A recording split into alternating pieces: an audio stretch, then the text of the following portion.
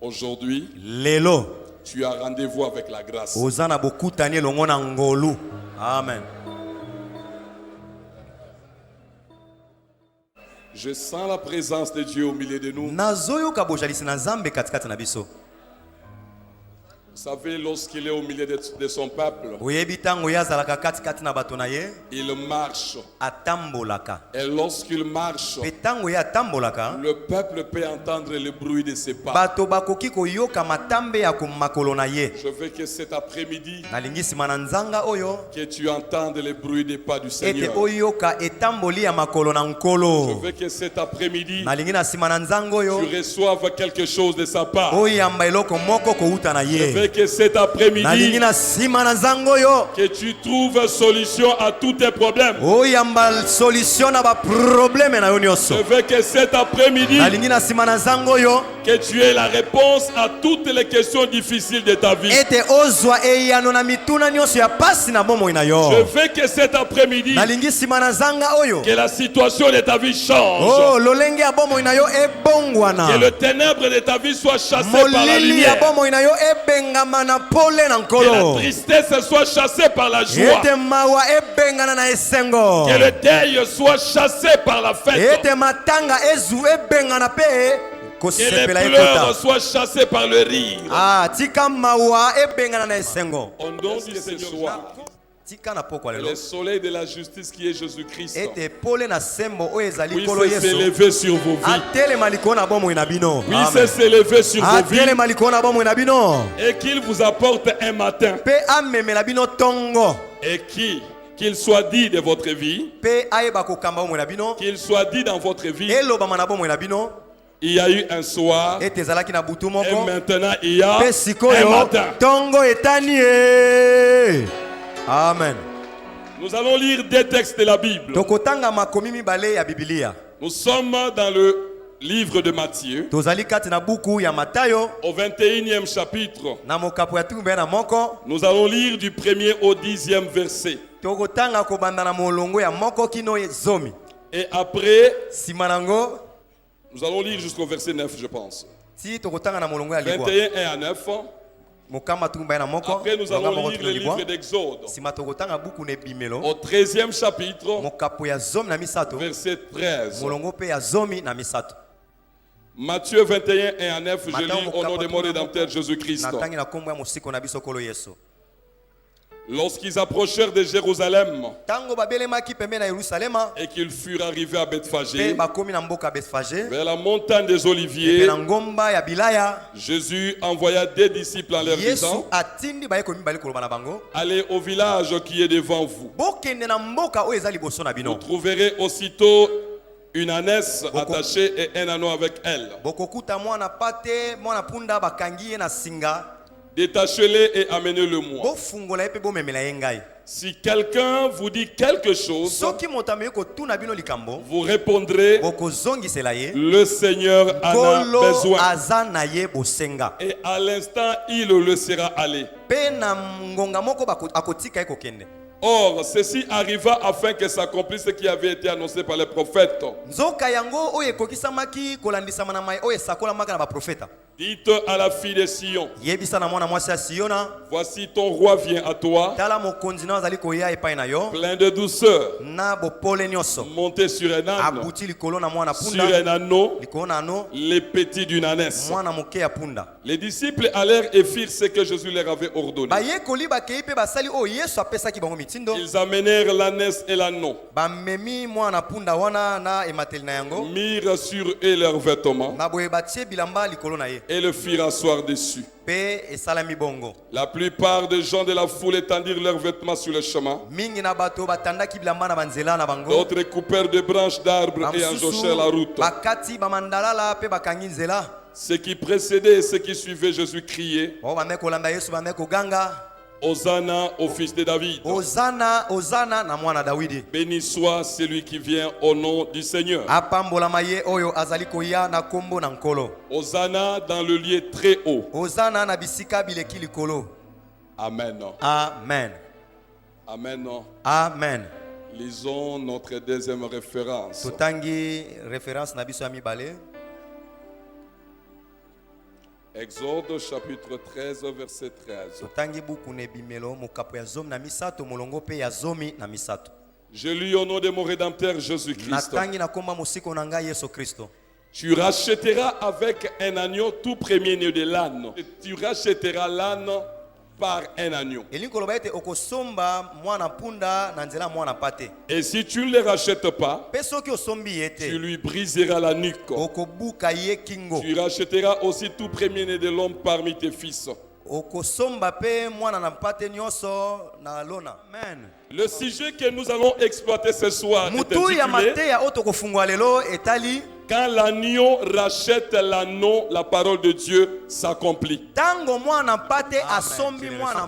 l'agneau rachète l'anneau, la parole de Dieu s'accomplit. Amen. Tu veux que la parole de Dieu s'accomplisse dans ta vie ce soir? Amen. Laisse que la parole de Dieu soit faite chère dans nos vies. Que la parole de Dieu soit matérialisée dans nos vies. Le texte que nous venons de lire nous parle de l'histoire ultime du ministère de mon Rédempteur Jésus-Christ. Jésus-Christ a commencé son ministère à Galilée. Galilée, c'est au nord d'Israël.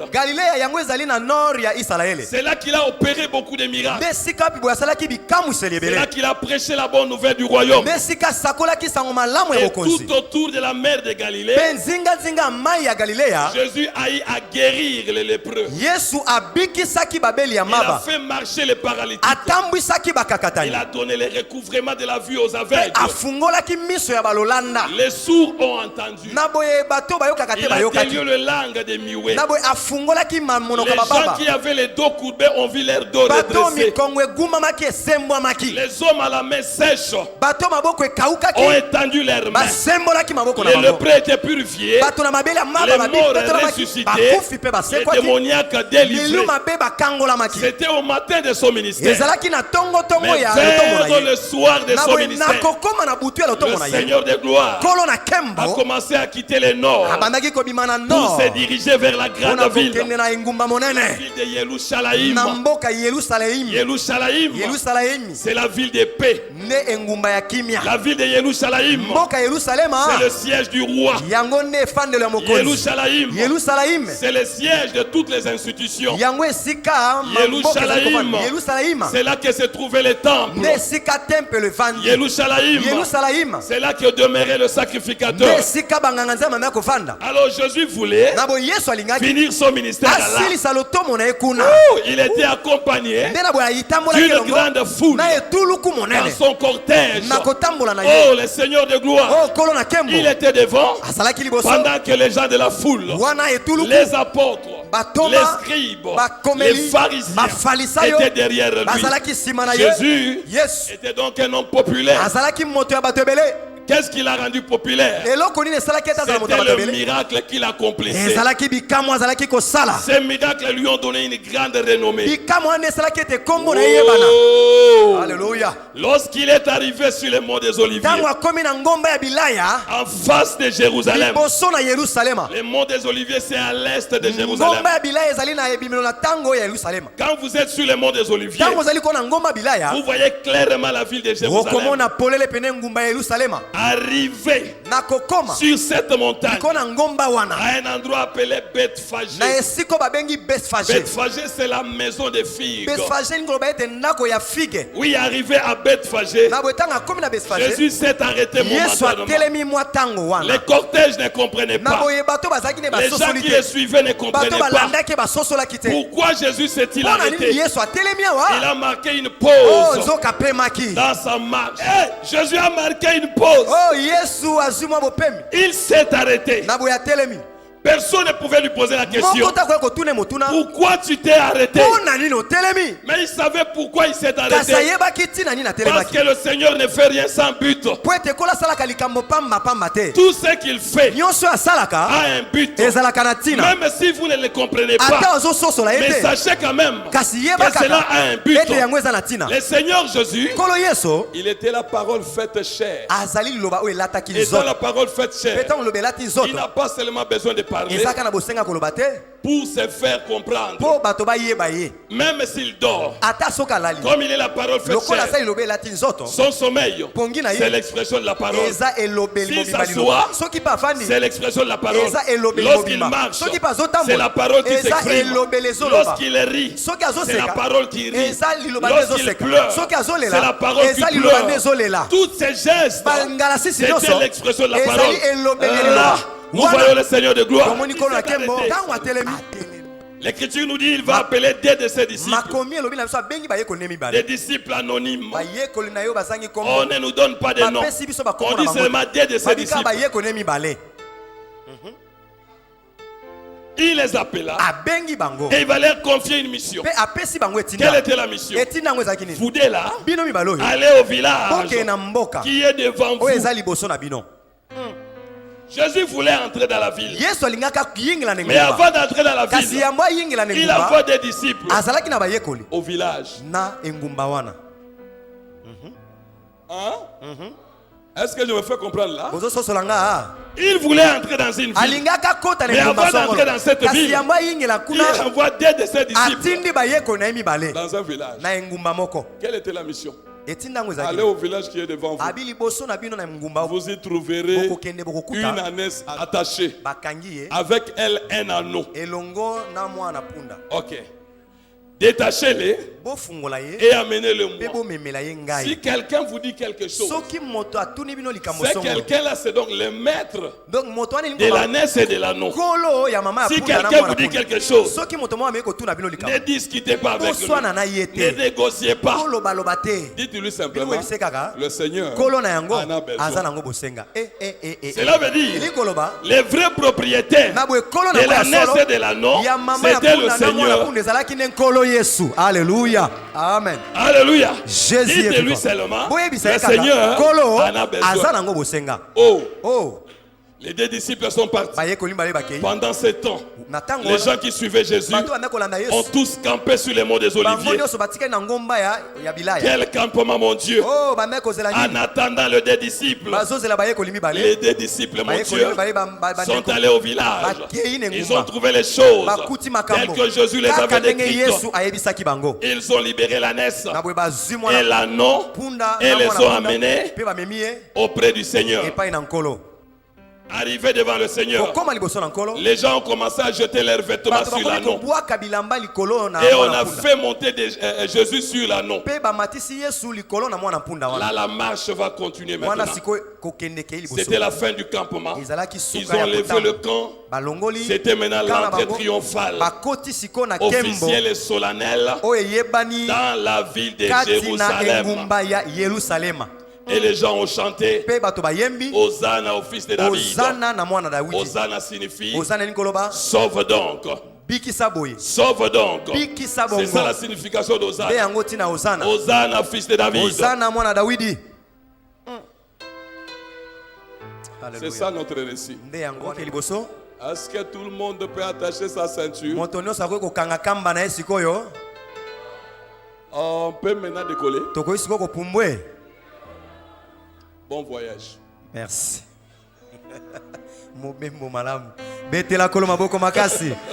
Amen. Laissez-moi prendre d'abord la dimension prophétique des choses. Nous devons savoir que les récits que nous venons de lire n'est que la répétition de quelque chose qui s'est fait dans le passé. Le livre d'Ecclésiaste nous dit ce qui a été, c'est ce qui sera. Ce qui s'est fait, c'est ce qui se fera.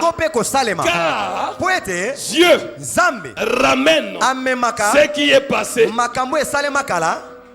Dieu ramène ce qui est passé. C'est ça la façon d'agir de Dieu. C'est un Dieu de répétition. Amen. Jésus connaissant ces principes, un jour il va dire, ce qui arriva du temps de Noé arrivera de même au temps du Fils de l'homme. La loi de la répétition. Ce qui arriva au temps de l'autre arrivera de même au temps du Fils de l'homme. La loi de la répétition. Et ce que nous venons de lire là, c'est la répétition de quelque chose. Voyez comment les choses sont présentées. Je suis là dans la dimension prophétique. Suivez-moi très bien. L'anneau qui était attaché au village, ici c'est l'image d'Israël. Les villages dans lequel l'anneau était attaché, c'est l'Égypte. Est-ce que nous marchons ensemble? Est-ce que nous marchons ensemble? L'anneau dans le village, Israël en Égypte. Les deux disciples que Jésus a envoyés pour libérer l'anneau, c'est Moïse et Aaron.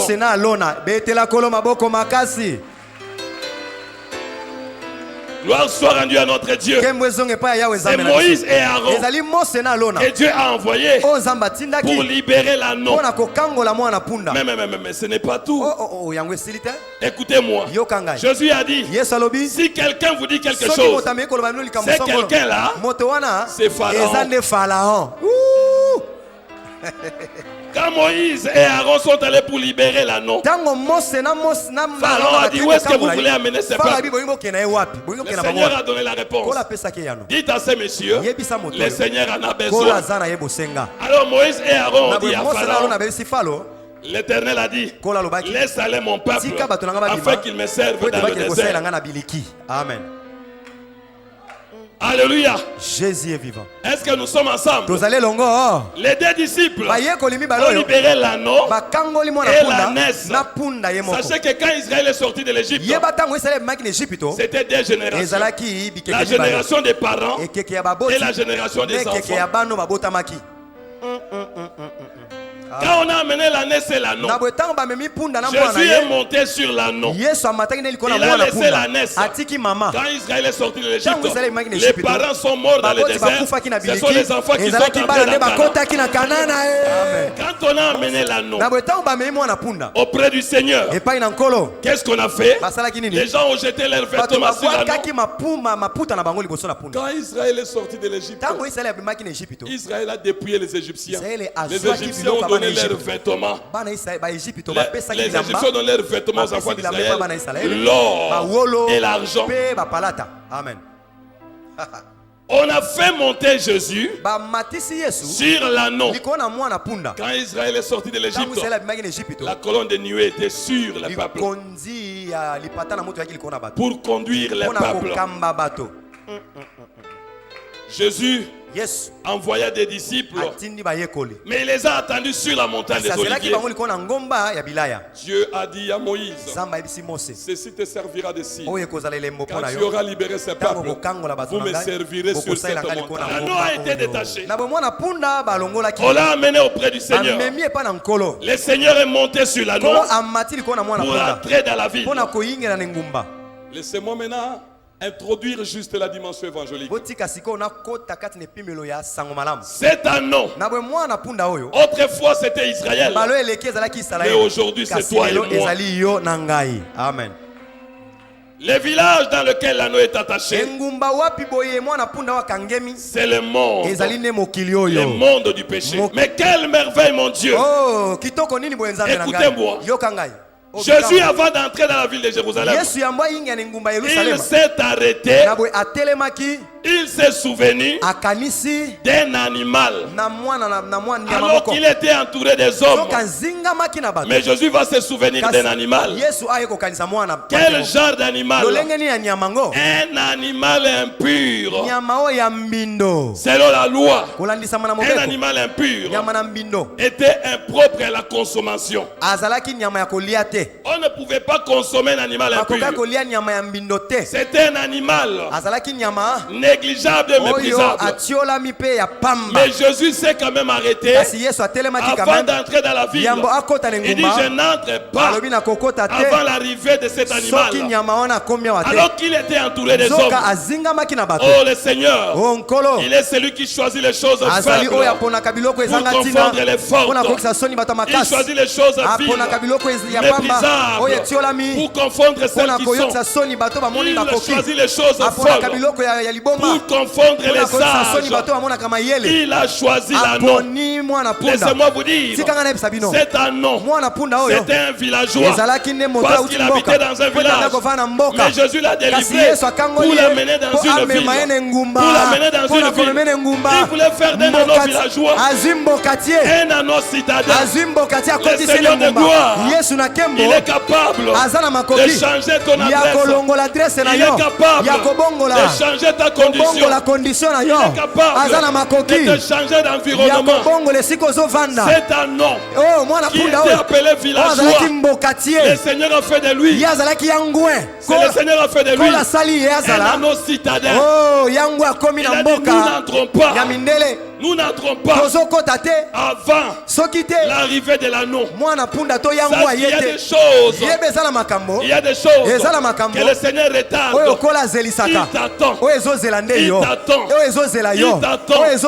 Il t'attend. Que le Seigneur ne peut pas faire. Est-ce que je parle à quelqu'un? Est-ce que je parle à quelqu'un? Est-ce que je parle à quelqu'un? Le Seigneur vous attend.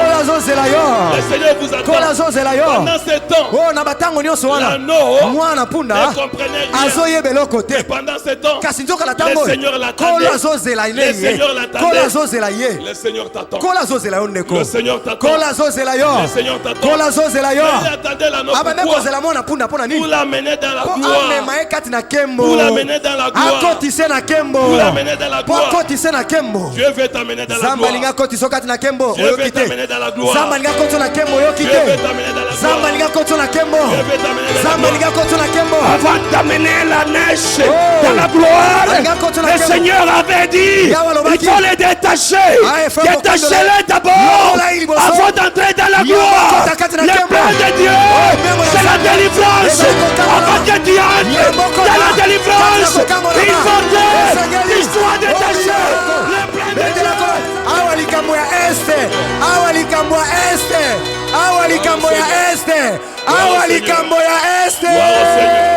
Gloire au Seigneur. Et sur mon featuring,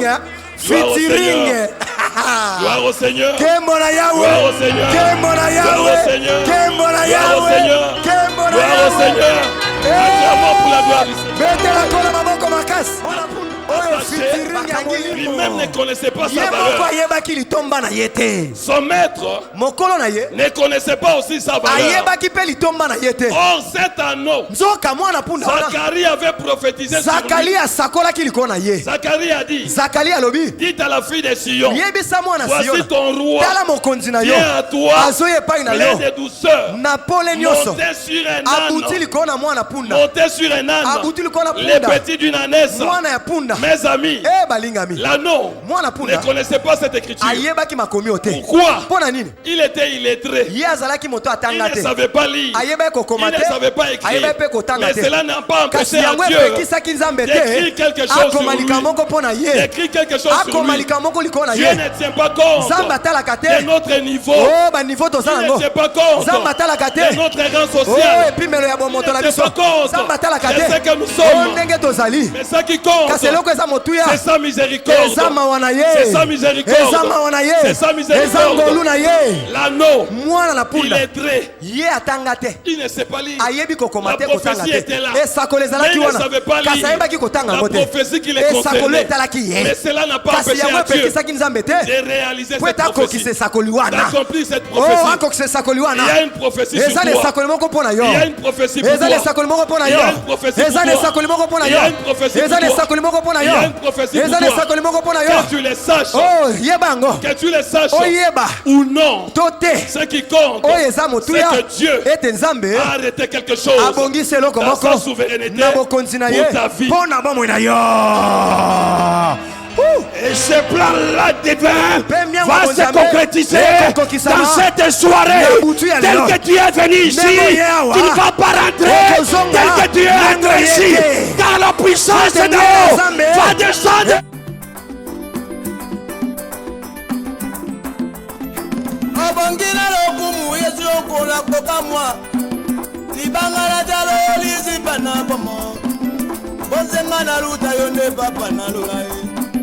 Makasa samisa na ezambe nanga Isola Salomo Yesu Masia Motunga koka mwali banga na talo Mona yembera kayo Mana yedo maramwe Oh ya nanga